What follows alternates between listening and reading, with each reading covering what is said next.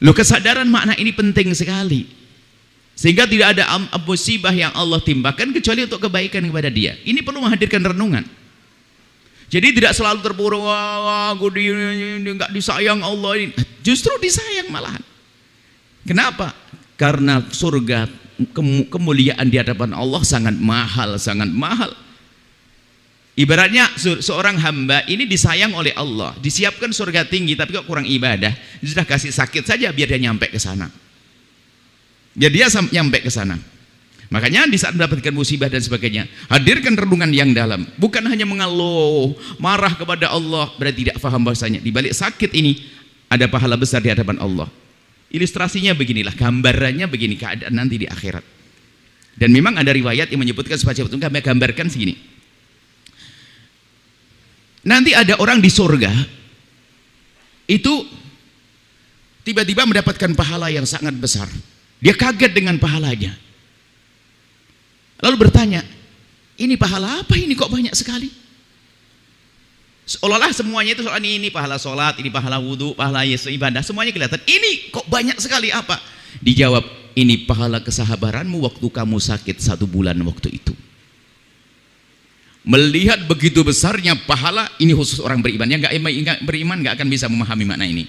Di saat melihat pahala yang gede ini sangat besar, lalu seorang hamba berkata, kalau begitu, kenapa sakitku kok cuma sebulan? Kenapa sakitku kok hanya sebulan? Seandainya sepanjang hidupku sakit, alangkah gedenya pahalaku. Tapi kita di dunia nggak boleh minta sakit loh ya. Ini kisah di akhirat nanti. Artinya apa? Melihat begitu pahalanya, kesabarannya seperti itu. Yang tidak bisa diraih dengan sujud, dengan ruku. Karena ada pahala. Sakit yang kita rasa ada nilai pahala di hadapan Allah. Maka husnudon kepada Allah di saat ditimpakan kepada musibah, bencana alam pun juga musibah. Makanya kalau memandang pun jangan memandang yang menyakitkan, pandang dengan prasangka baik kepada Allah. Sesungguhnya jika musibah Allah timpakan pada seorang hamba, kefakiran, bencana dan seterusnya, itu adalah karena Allah ingin beri 1 di antara 3. Ini merenung dulu masalah bencana. Belum nanti ada lagi masalah doa, masalah lain. 1 lebih 1. 1 di antara 3. Kalau Allah memberikan pada seorang hamba sakit, hei hamba yang sakit, hei hamba yang fakir, hei hamba yang dirundung kesusahan, dengar ini, kesusahan penyakit yang ditimpakan kepadanya ini 1 di antara 3, dan dua-duanya dirindu oleh hamba yang rindu surga. Yang pertama karena Allah ingin menghapus dosanya. Orang ini banyak dosa tapi kok istighfarnya kok nggak beneran nih. Dikasih sakit oleh Allah karena untuk menghapus dosanya. Sementara seksa di akhirat sangat pedih, nggak ada apa-apanya. Kalau seandainya ada orang sakit setiap hari, sakit ambil sakit apa yang paling menyakitkan saat ini di dunia? Sebutkan ada di dia. Sakit setiap hari, sakit, sakit. Tak taunya kalau seandainya nanti dia ngerasakan kelingkingnya dinyoskan ke neraka saja, dia akan berkata, ternyata sakitku di dunia nggak ada apa-apanya dibanding sakitnya ini. Artinya sakit di dunia itu dibanding siksa neraka sangat kecil, sangat remeh. Yang pertama musibah yang ditimpakan seorang hamba karena Allah ingin mengampuni dosanya. Dan ingat, dosa itu membawa kepada murka Allah, siksa di alam barzah. Mengerikan sekali siksa di alam barzah. Alam barzah belum lagi padang mahsyar yang mengerikan. Lalu nanti neraka jahanam yang panasnya panas-panas. Kalau orang dibakar di dunia setelah bakar mati, barangkali begitu, mati. Tapi di sana nggak ada yang mati, terus tersiksa, tersiksa, tersiksa. Kalau orang iman kepada Allah dan iman akan adanya neraka, maka di saat diuji dengan musibah baginya akan enteng. Kenapa? Mungkin inilah yang akan menjadi sebab aku tidak disiksa nanti di akhirat. Aku banyak dosa lalu dikasih sakit oleh Allah, dikasih musibah oleh Allah, bencana oleh Allah. Dia akan tenang. Karena apa? Oh, ini pengampunan dosaku. Yang kedua adalah kalau bukan karena itu, atau bahkan bisa diampuni dosanya, sekaligus yang kedua adalah Allah ingin mengangkat derajat. Allah ingin mengangkat derajatnya. Semula hanya surga di kelas bawah, tapi ingin masukkan surga tertinggi lagi. Sampai bersama baginda Nabi SAW, surga. Yang ketiga adalah untuk disiapkan pahala yang sangat banyak. Pahala yang besar di hadapan Allah. Sehingga para solehin itu kalau mendapatkan rasa sakit atau penyakit mengatakan ini syiarul awliya, syiarul solehin. Ini adalah syiar, itu adalah ciri khas kebesaran orang-orang yang dekat kepada Allah, adalah diuji. Sebab Allah itu kalau cinta kepada hambanya diuji. Makanya nabi-nabi yang paling agung, paling mulia, ujiannya paling gede. Tapi di sisi lain kita harus paham, Anda tidak usah minta diuji oleh Allah.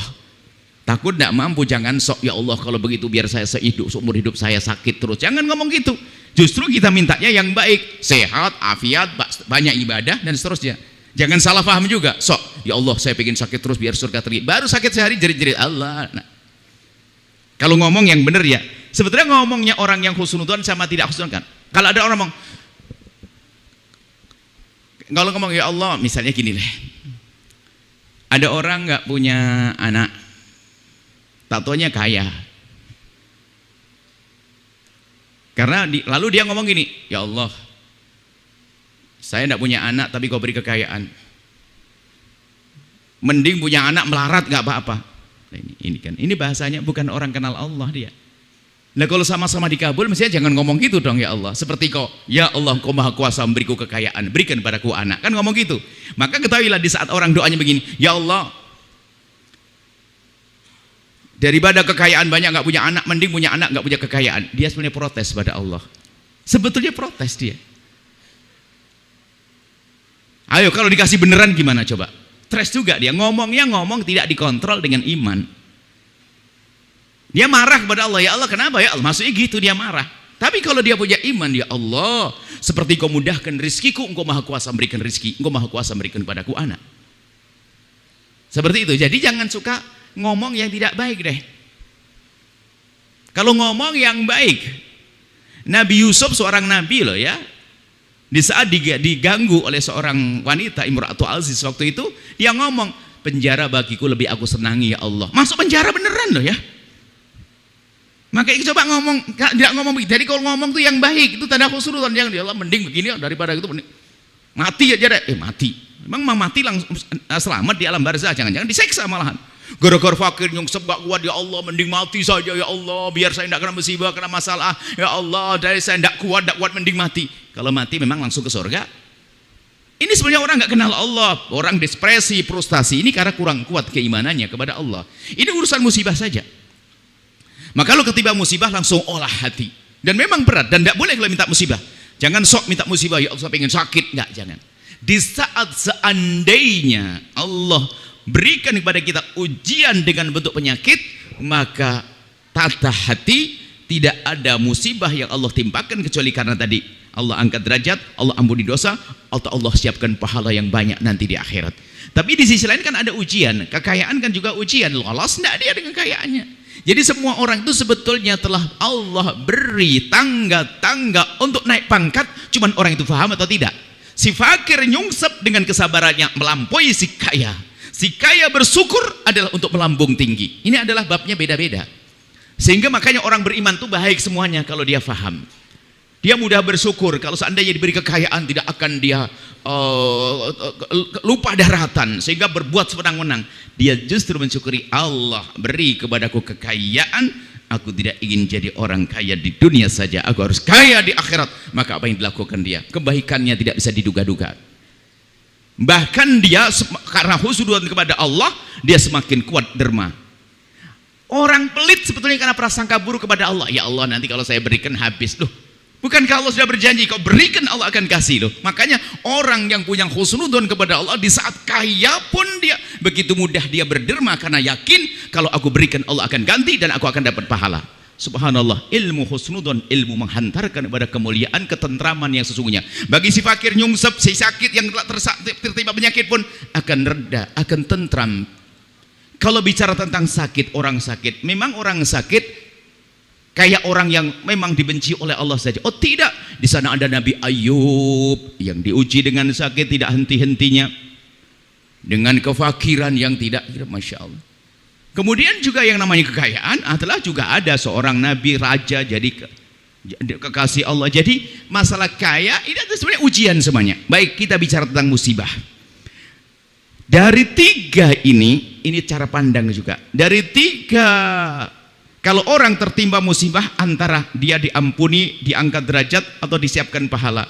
Kemudian setelah itu untuk nilai diri kita, untuk menghibur diri kita, dan hiburan yang sesungguhnya.